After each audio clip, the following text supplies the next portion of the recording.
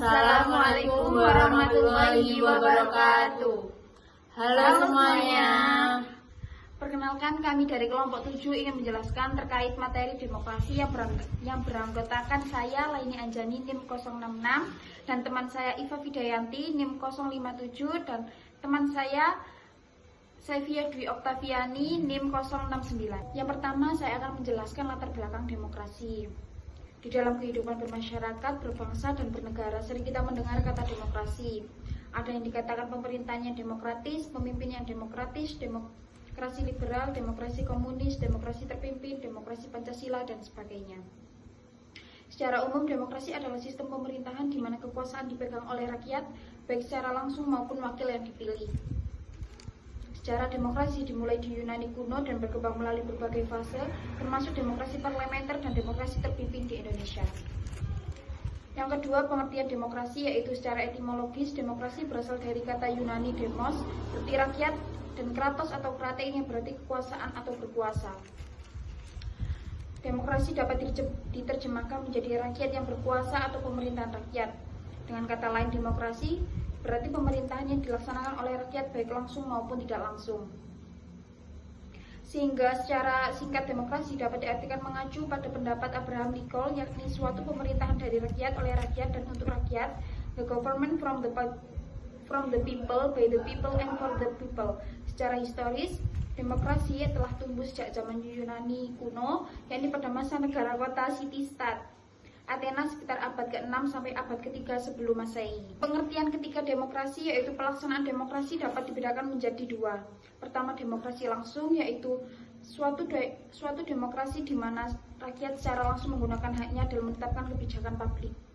Kedua, demokrasi tidak langsung yakni rakyat menggunakan hak-haknya melalui orang-orang yang dipercaya, yakni duduk dalam lembaga perwakilan rakyat. Menurut Alam Moody 1991, demokrasi sesungguhnya adalah seperangkat gagasan dan prinsip tentang kebebasan, tetapi juga mencakup seperangkat praktek dan prosedur yang terbentuk melalui sejarah panjang dan sering berliku-liku. Oke, selanjutnya saya akan menjelaskan mengapa demokrasi dipilih dan dianut oleh negara-negara di dunia. Yang pertama, demokrasi sebagai sistem pemerintahan konstitusional sudah teruji oleh zaman sebagaimana diketahui bersama dalam sejarah perkembangan negara di dunia bahwa demokrasi sebagai sistem pemerintahan sudah dilaksanakan sejak abad ke-6 yaitu negara Yunani, meskipun dalam perjalanan mengalami pasang surut seiring dalam perubahan zaman, maka demokrasi sudah teruji sejak lama. Yang kedua, di dalam sistem demokrasi setiap individu siapapun memiliki kebebasan dalam semua aspek kehidupan. Sudah barang tentu selama kebebasan yang dimiliki tersebut dilaksanakan sesuai dengan peraturan perundang-undangan yang ada. Untuk dinamika demokrasi, dalam perkembangan demokrasi mengalami pasang surut, hal ini ditandai oleh terdapatnya istilah atau nama dari demokrasi yang menunjukkan pelaksanaan sistem pemerintahan demokrasi di suatu negara. Semuanya menganggap sistem pemerintahan negara yang dilaksanakan tersebut secara demokratis.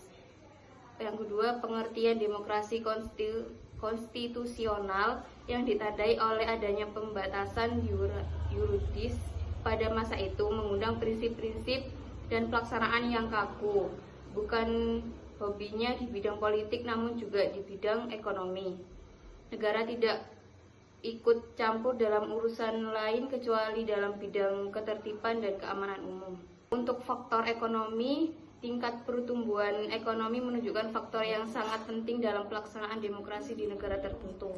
Hal ini tidak berarti bahwa negara-negara miskin tidak dapat menerapkan demokrasi atau negara kaya akan selalu demokratis.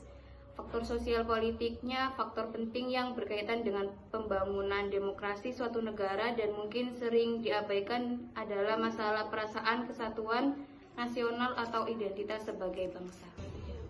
Oke, selanjutnya saya akan menjelaskan tentang sistem dan praktik demokrasi di Indonesia. Untuk pendiri Indonesia memilih demokrasi sebagai sistem politik untuk efektivitas pemerintahan. Namun, selama hampir 6 dekade, praktik demokrasi mengalami pasang surut. Namun, terpengaruh oleh dinamika politik. Demokrasi di Indonesia sering terjebak dalam format yang otoriter. Contohnya, Dekret Presiden 5 Juli tahun 1959. yang mengembalikan Undang-Undang Dasar Negara Republik Indonesia tahun 1945, tetapi kekuasaan terpusat pada Presiden selama periode demokrasi terpimpin tahun 1959 sampai dengan 1966,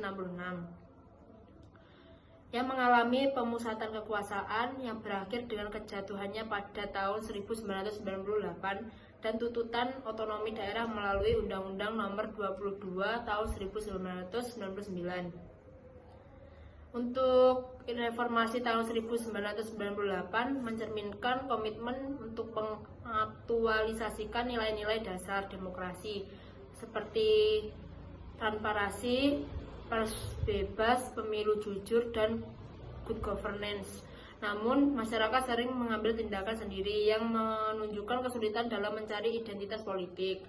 Oleh karena itu, koridor hukum reformasi yang diinginkan harus mencakup perubahan dasar dalam moral politik. Untuk pendidikan demokrasi sendiri memiliki peran krusial dalam membentuk warga negara yang tahu, mau, dan mampu melaksanakan hak dan kewajiban sesuai Undang-Undang Negara Republik Indonesia tahun 1945 dan Pancasila. Proses pembelajaran harus mendorong keterlibatan aktif peserta didik dalam berbagai aspek dengan fungsi utama sebagai berikut. Yang pertama, meningkatkan kecerdasan. Yang kedua, menumbuhkan tanggung jawab. Yang ketiga, mendorong partisipasi. Nah, untuk kesimpulan sendiri, demokrasi merupakan sistem pemerintahan yang melibatkan rakyat dalam pengambilan keputusan untuk kepentingan bersama dengan memberikan kebebasan dan hak yang sama kepada setiap warga negara. Sejarah liberal, demokrasi terpimpin, dan demokrasi Pancasila. Pemahaman tentang kehidupan